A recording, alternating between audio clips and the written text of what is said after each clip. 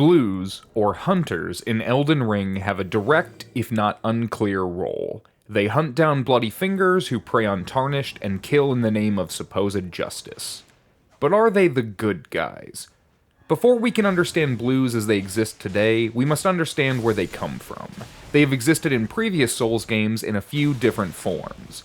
In Demon's Souls, blue phantoms were simply cooperators. They assisted a host in their fight and left once an area was cleared. Kindred spirits who joined before the phrase jolly cooperation came into social consciousness. In Dark Souls, blues took on the role of an area protector and hunters of the guilty. A player could indict an invader, marking them as one who had sinned. Blues, Blades of the Dark Moon, would then hunt them down and take vengeance.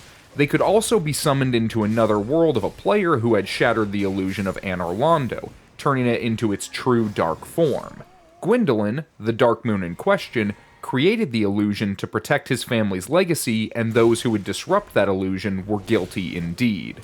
In Dark Souls 2, the role of Revenger pivoted to the Blue Sentinels, with a major change being that they no longer protected an area, but rather they protected hosts who had joined a sister covenant, the Way of Blue. Anytime an invasion occurred against a member of the Way of Blue, a call would go out to Blue Sentinels for aid in the battle. When not protecting hosts, Blue Sentinels could invade players who had sinned by invading, exacting vengeance as needed.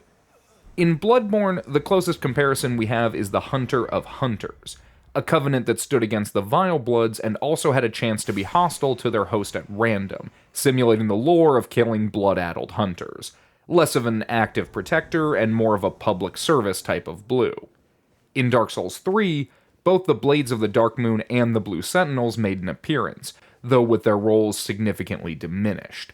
Both covenants protected members of the Way of Blue, and neither covenant invaded the guilty. The entire system of player sin was essentially removed, existing only in some tertiary capacities such as increased shop prices and absolution existing to remove an NPC's hostility. And today, in Elden Ring, all covenants disappeared. The Lands Between has many factions, but very few that have a mechanical function for the player. The sole remnant of blues exist as a pair of multiplayer exclusive items that can be purchased and toggled on or off, the blue and white cipher rings. When a player who has the white cipher ring active is invaded, another player with the blue cipher ring can respond by counter-invading as a hunter. Throughout most of these games, the blue spirit is associated with enforcement of a certain game logic. You sin by the game's standards, it punishes you by those standards. Blues are the enforcers of these standards, these laws. In short, they're cops. They uphold the same conceptual standards of justice, punishing those who trespass and those who crime. They don't deal with the aftermath, and they don't usually have all the information. They just show up and start shooting. But unlike cops, blues can also serve a valuable purpose. Blues can enforce game logic in a way that few games do. The idea that if you shatter the illusion and usher in the real Orlando, players will show up to punish you puts a tremendous value on your decision-making. You weigh a decision that isn't just a lore implication, but an actual mechanical choice. And also unlike cops, blues can only respond to player actions rather than preempting them. Their job is not to stop crime before it happens, but to address crimes as they are committed. But does that make them the good guys? Is invading a crime worth stopping? The answer, not really. Invasions have always been, well, invasive. They are themselves a mechanic that responds to player actions. A player greedily restores their humanity. Invaded. A player foolishly fails to burn an effigy. Invaded. A player selfishly consumes an ember. Invaded. A player arrogantly chooses to play with friends. Invaded. None of these actions are actually bad. They're just game logic. Much in the same way invading is just a mechanic. The morality and legality of these actions is entirely fictional and designed to be breached. This puts blues in a precarious position. They're no better than invaders by the game's logic. Just another player playing another way. No right, no wrong. No good, no bad. So in that regard, Are blues the good guys? There are no good guys, only players. But that's too simple. It's true, but too easy. I want to get a little more subjective about this whole thing. I want to take a stance. Blues in Elden Ring, hunters, are ruiners of fun. They exist for the sole purpose of diminishing an already diminished mechanic. Invasions in Elden Ring are, and this is no secret, bad.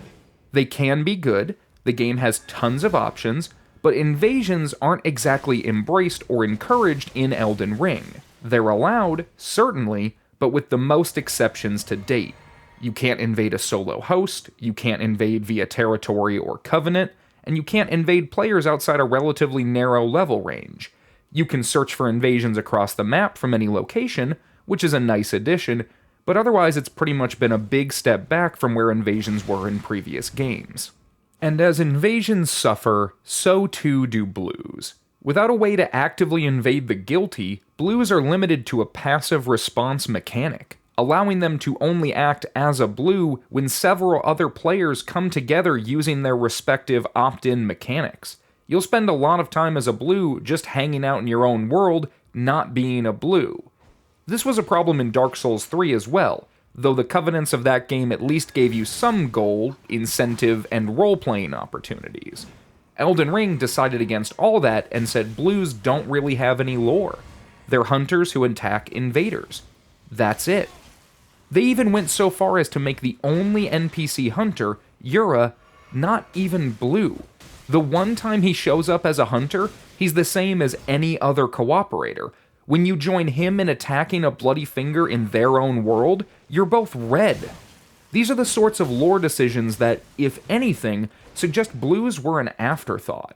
Most likely, I assume they were directly ported from Dark Souls 3 like the rest of Elden Ring's multiplayer mechanics, with no re-implementation of their in-world purpose. They're just a mechanic. And that's a real shame. I loved being a blue. It was how I got my start invading. I hated not having a way to invade as a blue in Dark Souls 3, and was so hopeful Elden Ring would return them to their former glory. But instead, as with all things multiplayer in Elden Ring, we got a collection of worst-case scenarios and the lowest effort possible. Hunters exist because they could help players who can't protect themselves from an invader. They're blue because that's what they were before.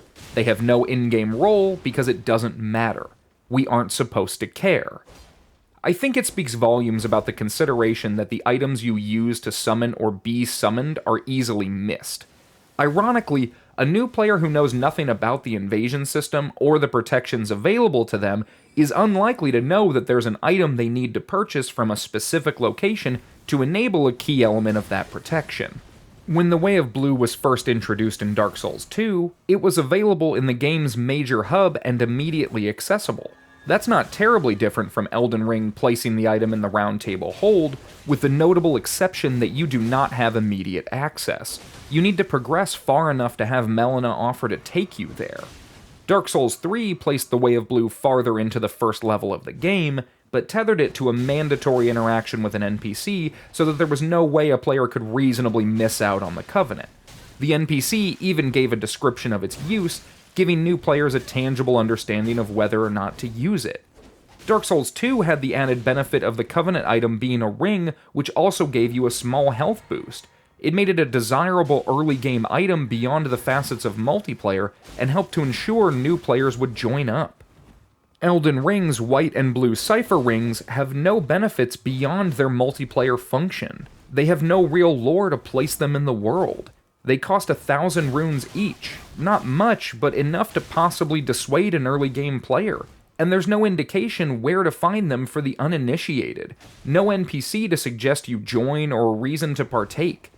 Summoning blues in Elden Ring is just something you can do. It doesn't speak to your character or your playstyle. It just means that if you want to gang up further on an invader, you can. But don't get me wrong. I'm all for more ways to interact in multiplayer. I'm all for more players in the match. But hunters just get it wrong.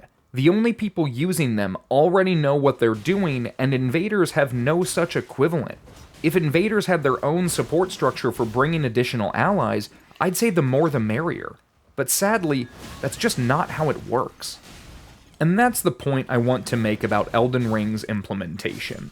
Blues are really just a ganking tool. The idea that they can protect a host from a vicious red spirit suggests the host needs protection.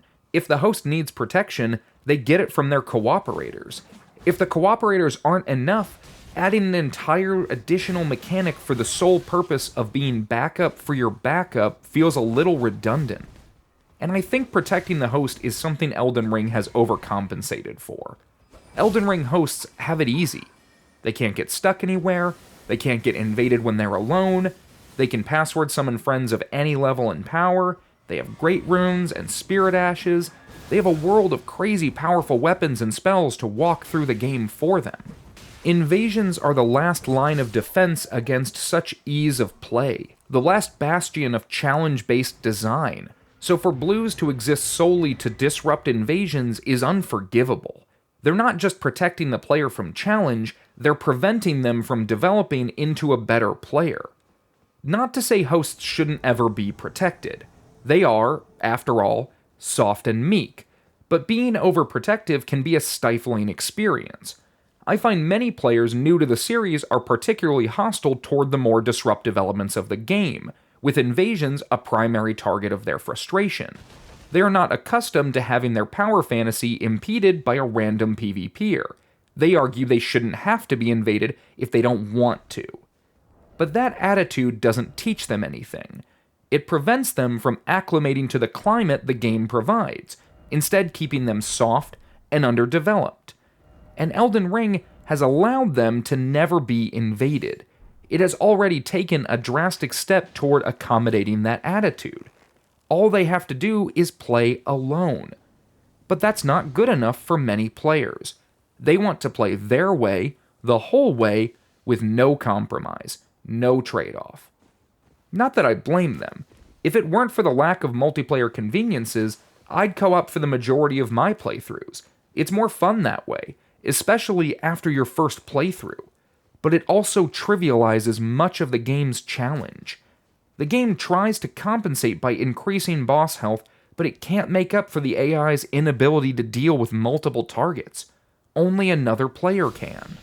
So when those players are invaded against their own wishes, instead of embracing that challenge and letting the host actually experience hardship in a controlled environment, the game yields and allows them another line of defense against solving their own problems. My assertion in this regard is simple. Blues are a mechanic that, at best, only serve to damage a host's ability to fend for themselves. It's the gaming equivalent of a helicopter parent who never allows their child to learn a difficult lesson. Sure, it keeps the kid comfortable, but it doesn't teach them anything. And that sets players up to hate invasions. It sets players up to view help as expected and automatic, rather than something you seek out. It sets them up for failure when their help falters. And unlike the fiction of Western capitalism, video games are usually meritocratic. You get out what you put in. So when you let someone else do all the work and then you reap the benefits, you're conditioning yourself to be a filthy, profit-driven landlord. Even assuming it has no negative impact on the host. Think about how Elden Ring has set up invasions. They're the counterbalance to cooperation, a mechanic that gives hosts a substantial advantage. Having blues exist as a counterbalance to a counterbalance doesn't make much sense. In previous titles, being invaded could happen to you at near random and without much of a safety net. The simple act of being human or using an ember, mechanics that gave you access to multiplayer but didn't offer drastic benefits, subjected you to the possibility of a fight against a likely more prepared and experienced player. It makes sense that they would want to tie invasions exclusively to multiplayer, where even an amateur host has a decent chance. But to then take that system and hand the host another tool to counter the invader, it's just depressing. It makes it feel like From Software has such limited interest in the invasion system as a whole, and are fine with letting it fall into the obscure history of lost game mechanics. So let me conclude by saying this. Blues are the enforcement of a law that shouldn't exist. They're a low-effort implementation of a bygone mechanic. They serve no purpose other than to annoy invaders and coddle hosts, making sure both sides get as little out of an invasion as possible. They have no lore, no offline mechanics, nothing that suggests they should matter other than the fact that they technically exist. Which is really upsetting if you, like me, love the concept of a vengeful hunter. Someone who fights for those who can't protect themselves by picking fights with those who can. It's such an interesting idea for a game to allow invasions and counter-invasions, but to have them work as inconsistently and as simply as they do in Elden Ring is a disservice to the idea. And Shadow of the Erdtree could take a crack at restoring blues to some semblance of relevance, but it won't. Blues haven't been a part of a single patch or update to the game at all. The fact that they've been included at all, for all we know, may have been a mistake. Something in the system they felt no need to remove, or wanted to do something with, but just ran out of time and left it however it was. We know from cut content that Yura's character, like every other character, was in flux throughout development and even up to release. It's no wonder that hunters don't really exist. So are blues the good guys? Who cares? Elden Ring sure doesn't. That's all for this video. If you liked it, please consider liking and subscribing. That DLC is getting so close, and I have no idea what my content is going to look like once it comes out. Sadly, it doesn't seem like we're getting any notable multiplayer adjustments or improvements at all with Shadow of the Erdtree, so some point I'm going to probably run out of topics. If you have any suggestions for topics you'd like to see me cover, please let me know in the comments down below. I'm open to exploring all sorts of things and would love to hear what you'd love to hear about. Until then, thank you for watching.